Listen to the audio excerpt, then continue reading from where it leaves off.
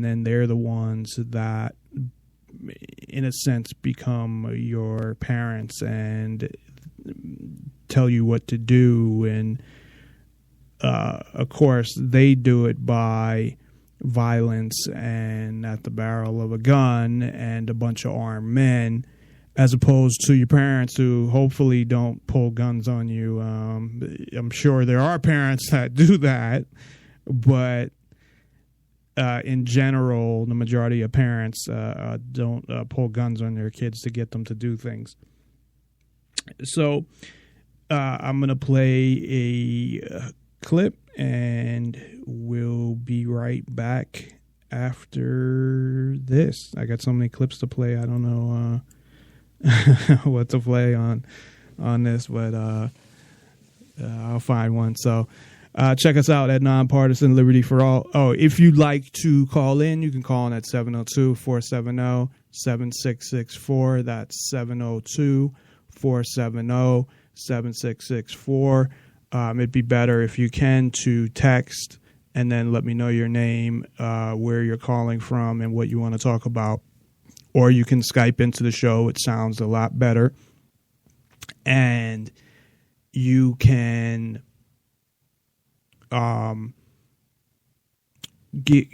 send me a contact request at Nonpartisan Liberty for All. It's all one word. Try to capitalize each word in the one word, Nonpartisan Liberty for All. When you send that contact request, and same thing, just let me know what your name is and where you're calling from and what you want to talk about. So we'll be right back. Nonpartisan Liberty for All, NonPartisanLibertyForAll.com. Story about a couple in Las Vegas, Nevada that had their newborn baby taken away from them because they disagreed with the hospital on whether or not to keep the child in the hospital overnight. So let's watch a local video on this, and we'll discuss whether or not it makes sense to have social services take the baby away. Trisha, one local couple says their baby was kept in the hospital against their will after a nurse called social services for what they describe as an unjustified reason. Lincoln and Cecilia Rogers say their dreams came true when baby Lilia was born healthy just a week ago. But they describe a nightmare in getting her home from Summerlin Hospital. He said, well, if you would leave the hospital, I would have to arrest your husband. Celia is referring to the police officer who was sent to her room just hours after she gave birth, all because she and her husband told a nurse that they didn't want to keep Lilia overnight in the NICU to be treated for jaundice. We just really wanted to take the natural approach if we could. They say they got a second opinion and spoke with a pediatrician at Summerlin Hospital who agreed it would be okay to take the baby home with minor jaundice as long as they sign a medical release form. But the nurse they originally worked with called Child Protective Services to report these new parents for not agreeing to the recommended hospital care. And then the Child Protective Services walked in and started interrogating my wife. Basically, you're going to take the baby and put her in that incubator no matter what. I thought we had no option. That lack of option is what prompted a protest outside of Summerlin Hospital. Dozens of people stood up in support of the Rogers family. Many of them are new parents themselves. Why did you feel it was so important to be out here today? I feel that, especially new parents, we need to know what our rights are and when they're being overstepped. And that's exactly what Lincoln and Cecilia say happened when their baby was required to stay at the hospital. It took one nurse to make one horrible decision, and to a domino effect to happen like that. It's just been so unfortunate. We reached out to Summerlin Hospital, but it refused to comment on the specifics of this case. But it did send us a statement that says it disagrees with any claims that it violated any patient rights. The baby, the daughter, has been returned to the parents, and, you know, she's at home and everything is fine. But the initial situation where Child Protective Services was called, was that a good situation? Was that the right thing to do? Did the nurse overstep her boundaries? Did she do something wrong? At first I was a little torn on it, because if the baby is born with jaundice and the hospital recommends that you keep the baby overnight just to make sure everything is okay, I think as a responsible parent you would listen and you would do it. When the parents said, we want to take the natural route, I freaked out a little bit because, no, don't take the natural route. It's a newborn baby. Do what the hospital tells you to do. But I like that they brought in a pediatrician. They got a second opinion, and the pediatrician said, it's totally fine. Minor jaundice, you can take the baby home. I think at that point, after the second opinion, let it go. You know what? Looking at that video, the kid looks like she still has jaundice. She looked pretty yellow. That's what happens when you have jaundice, right. Okay? And I know, of course, it depends on the color of the video, etc., but it scared me a little bit. I'm like, you sure that baby's okay? Yeah, look, you know me. I think you should follow the hospital suggestions when it comes to real health issues like this, not when they're trying to make money off of you from some nonsense. But at the same time, once they got the second pediatrician who said it's okay to take her home, then you definitely leave that up to the parents, and Child Protective Services should have nothing to do with it whatsoever. It's simply, a decision that the parents have made. Even if we don't agree with the decision, so what? It's their decision to make. I think people overuse Child Protective Services. If there is one tiny thing that goes wrong and someone thinks the parent is questionable, they call Child Protective Services. That's not to say that I don't think Child Protective Services is doing what's right, but I think people overuse those services. I think that they overreact. You know, the only time you should call Child Protective Services is when the baby is in, imminent harm, when the baby is in a lot of danger and you want to make sure that, there's no abuse happening and the baby is safe. In this case, that's not what happened. They got a second opinion from a pediatrician that said that everything was fine, that the parents can take the baby home. At that point, the nurse needs to let it go. Because patients do have rights. The unfortunate part is that people who need to use Child Protective Services oftentimes don't do it enough. When there's abuse, etc., people don't call in a lot of times.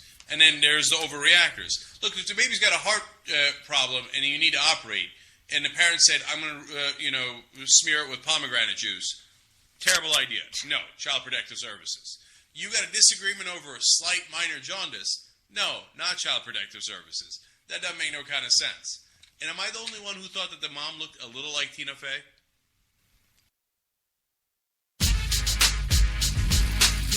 You are listening to Nonpartisan Liberty for All Radio with your host, Dave Bourne. Call in at 702-470-7664 or Skype in, username NonPartisanLibertyForall. I am your host, Dave Bourne, and you are listening to Nonpartisan Liberty for All. I was just thinking of what Mark Levin says when he comes back. I don't know. I've been talking about him off and on because he is on the radio when I'm driving home from work. So a lot of times I'll just listen. There's really nothing in terms of political talk radio on the radio. I don't have Sirius anymore. So, and even them, it's the same bullshit. It's either conservative or progressive. Of course, there's nothing like this out there that's on radio except for Free Talk Live, and it's not on the radio in my city. It is, I can listen to it through my phone, but I stopped going to hook up my phone and through the Bluetooth, and I'm just like, I'll just listen to him. And I listen to Free Talk Live like the next day instead of listening to it live anymore, because then it gives me something to listen to the next day while I'm at work. But with these fucking conservatives, man, I can't get over, especially him, because like I was saying, I talked about Glenn Beck as well, because he's on in the morning when I go to work. And I was talking about yesterday how at least he comes off like a nice guy. Like, I don't know that he's really like that, but he does come off that way on the radio. He really does come off like he's trying to help things. Now, I don't agree with him on a lot of things, but he comes off like he actually cares. Again, and that might be a bunch of bullshit. And I know people talk about his past. And I kind of think this is unfair in a sense where, who was it who brought this up? I think it was Howard Stern. I have something to say about him too, before I get back to the our favorite CPS and the kids having no rights and being owned by government. But he talked about, I guess, when Glenn Beck started his career, and he's a Mormon. I didn't know he was a Mormon. I know he became religious. So obviously he left Mormonism for a while because they said that he was a big alcoholic and Mormons aren't supposed to drink, not even caffeine.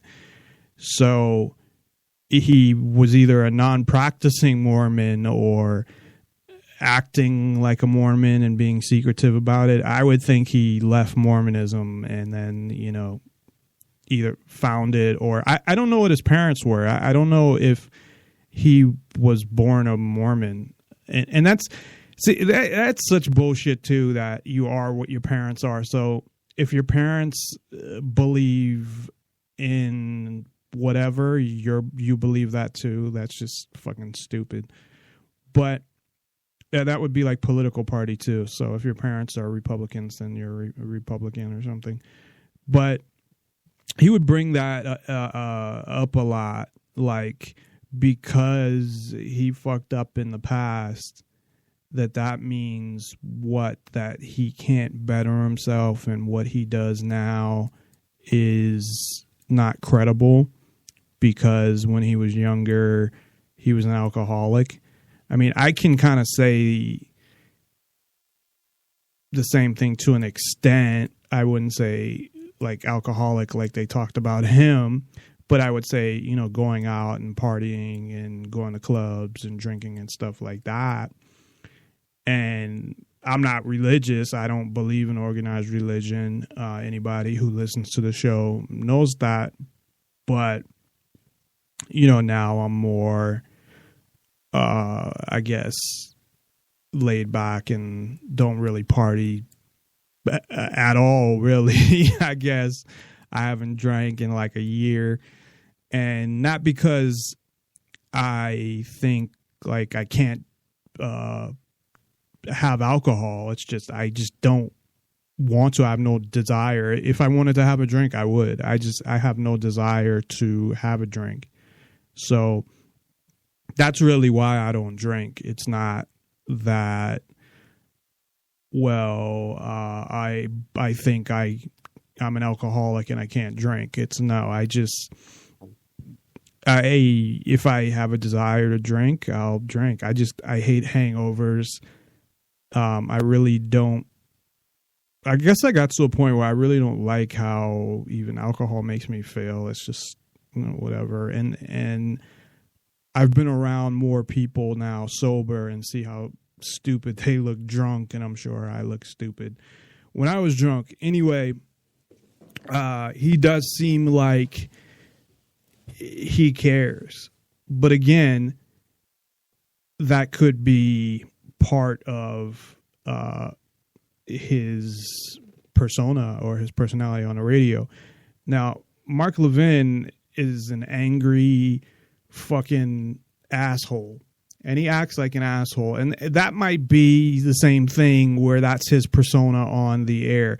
And I hate people that, I don't hate them, but I don't like shows that are angry, yell at people. I hate everything type of shows. I'll get angry sometimes if I'm talking about something and I'm passionate about. But my goal is I don't sit here and make fun of people and yell at them and sit here angry all the time. And everything I say is in anger. And he just sounds like an angry old man who's bitching about, the stupid liberals and the Obama, and it's fucking annoying after a while, and it reminds me of somebody else. who is, I guess, an independent broadcaster. It kind of reminds me of Mark Levin.